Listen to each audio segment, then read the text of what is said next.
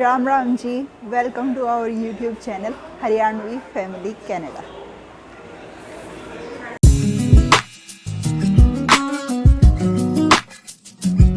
आज का हमारा टॉपिक है कैनेडियन ड्राइविंग लाइसेंस, आपकी फ़र्स्ट कैनेडियन आईडी।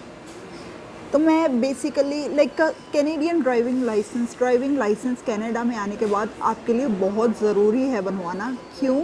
क्योंकि उससे काम की अपॉर्चुनिटी भी बढ़ जाती है और इजी लाइफस्टाइल हो जाती है कि कभी भी आपको पता नहीं है भाई कब क्या ज़रूरत पड़ जाए, तो लाइसेंस तो आपके पास होना चाहिए, ड्राइविंग आपको आनी चाहिए। तो मैं बेसिकली ओंटारियो को लेके चलूँगी, जिसमें 3 टेस्ट होते हैं, G1, G2 और G। और बाकी सारी प्रोविंसेस में 2 टेस्ट होते हैं। जो नॉलेज टेस्ट होता है उससे आपका क्लास 7 का लाइसेंस बनता है, लर्नर्स लाइसेंस भी कह देते हैं उसको। और जो आपका ड्राइविंग टेस्ट होता है, रोड टेस्ट होता है, उससे आपको मिलेगा क्लास 5 का लाइसेंस, यानी कि फुल ड्राइविंग लाइसेंस होता है वो कार के लिए, सिर्फ कार तक चला सकते हैं आप, 4 व्हीलर।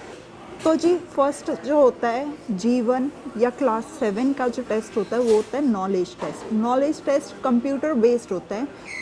उसके अंदर आपके 40 क्वेश्चंस होते हैं टोटल, जिसमें से कि 20 और 20 में डिवाइडेड होते हैं। जो फर्स्ट 20 क्वेश्चंस होते हैं वो होते हैं सिग्नल्स के, मतलब रोड साइंस के। रोड साइंस कैसे?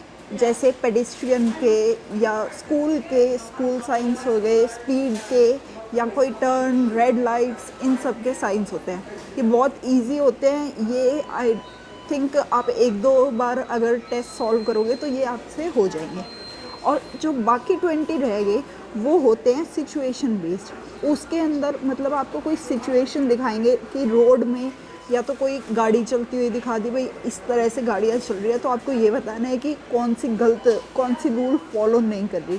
या फिर कोई आपको सिचुएशन दे देंगे, अगर आप अल्कोहल लेके ड्रिंक करके ड्राइव कर रहे हो तो आपके ऊपर फ़ाइन क्या पड़ सकता है, आपको कितनी % ड्रिंक अलाउड होती है यहाँ पे कनाडा में।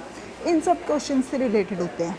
अगर आपके फर्स्ट 20 में से आपको 16 क्वेश्चन सही करने ज़रूरी है, आपकी 4 मिस्टेक अलाउड है। और सेकंड 20 में से भी आपको 16 करने ज़रूरी है सही, आपकी 4 मिस्टेक अलाउड है। तो जी इसके अंदर क्या है, आपको रिज़ल्ट साथ के साथ मिल जाएगा। अगर आपके कोई भी क्वेश्चन आपने आंसर दिया, उसमें कोई भी आंसर ठीक है तो वहाँ पे करेक्ट लिखा हुआ आ जाएगा, अगर गलत है तो वहाँ पे इनकरेक्ट लिखा हुआ आ जाएगा।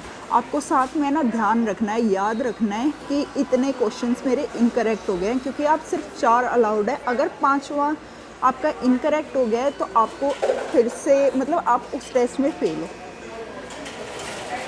अगर आपका एक बार में टेस्ट क्लियर नहीं होता तो उसी टाइम आप फिर से टेस्ट दे सकते हो।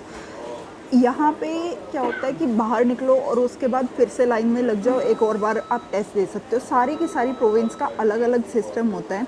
जैसे ओंटारियो में $16 फ़ीस होती है, आप फिर से फ़ीस भर के $16 और आप फिर से टेस्ट दे सकते हो। रीटेक की फ़ीस जो है वो $16 है ओंटारियो में। और सस्कैचुअन है, जैसे सस्कैचुअन में क्या है कि आपकी एक दिन में $25 लगेंगे, चाहे आप एक बार टेस्ट दो चाहे आप 10 बार टेस्ट दो।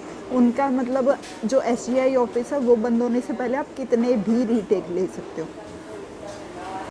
तो ये टेस्ट क्लियर होने के बाद आपका बन जाएगा G1 लाइसेंस या क्लास 7 लाइसेंस। इसके बाद आप गाड़ी सीख सकते हो। तो ये लाइसेंस है या ये टेस्ट क्लियर होते ही आपको एक स्लिप देंगे जो कि टेम्प्रेरी लाइसेंस होएगा आपका। और जो आपका मतलब कार्ड वाला लाइसेंस है वो आपके पास विदिन 15 डेज़ आपके एड्रेस के ऊपर आ जाएगा। तो जी अगर कोई स्पेक्स लगाता है तो अपना स्पेक्स साथ में लेके जाए, क्योंकि वहाँ पे आई टेस्ट होता है। तो स्पेक्स लेकर जाना मत भूलना। आपको स्पेक्स लगा के वहाँ पे कुछ डिजिट्स पढ़ने होंगे, अगर आपने सही पढ़ दिया तो आप आई टेस्ट में पास हो। ये टेस्ट क्लियर होने के बाद आपकी एक कैनेडियन आईडी बन जाएगी, फिज़िकल कैनेडियन आईडी। तो इसके बाद आप ट्रेनिंग कर सकते हैं किसी ऐसे बंदे के साथ जिसका एटलीस्ट जी लाइसेंस एटलीस्ट 4 साल पुराना होना हो। तो जी एक एब्स्ट्रैक्ट होता है इंडिया में, जो कि RTO ऑफिस में होता है। वो आप लेके आना, ओरिजिनल लेके आना, कोई भी लेमिनेट नहीं, कोई भी फ़ोटोकॉपी नहीं, और उसके ऊपर स्टैम्प बहुत ज़रूरी है, स्टैम्प होनी चाहिए उसके ऊपर।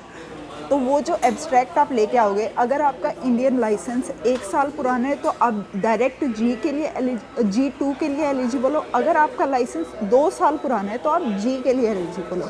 अगर आपका लाइसेंस, आपके पास इंडियन लाइसेंस नहीं है तो आपको 8 महीने से 1 साल तक वेट करना पड़ेगा और उसके बाद आप G2 के लिए एलिजिबल होगे। तो इसकी फ़ीस ओंटारियो में 159.75 है, जिसके अंदर एक आपका G1 का नॉलेज टेस्ट इंक्लूडेड होता है और एक G2 या G का जो भी आपका पहले टेस्ट होए वो उसकी फ़ीस इंक्लूडेड होती है। बाकी प्रोविंस टू प्रोविंस डिपेंड करता है फ़ीस कितनी होगी।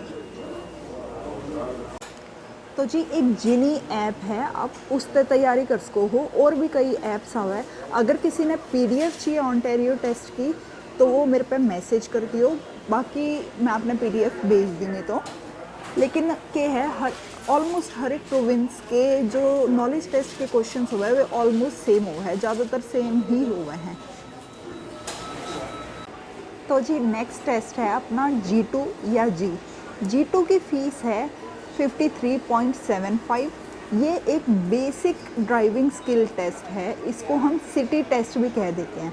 तो ये 20 मिनट्स का टेस्ट होएगा, जिसके अंदर जो इंस्ट्रक्टर है वो आपको स्कूल जोन के अंदर लेकर जाएगा, रोड पे लाइक सिटी के अंदर चलवाएगा, तो वो आपकी स्किल्स देखेगा।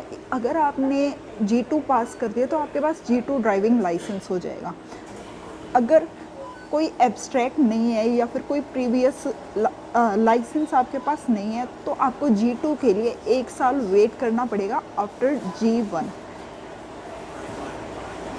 अगर आप G2 ने किसी और प्रोविंस में चेंज करवाओगे तो आपको सीधा क्लास 5 मिलेगा किसी और प्रोविंस का, क्योंकि G2 सिर्फ ओंटारियो में होता है।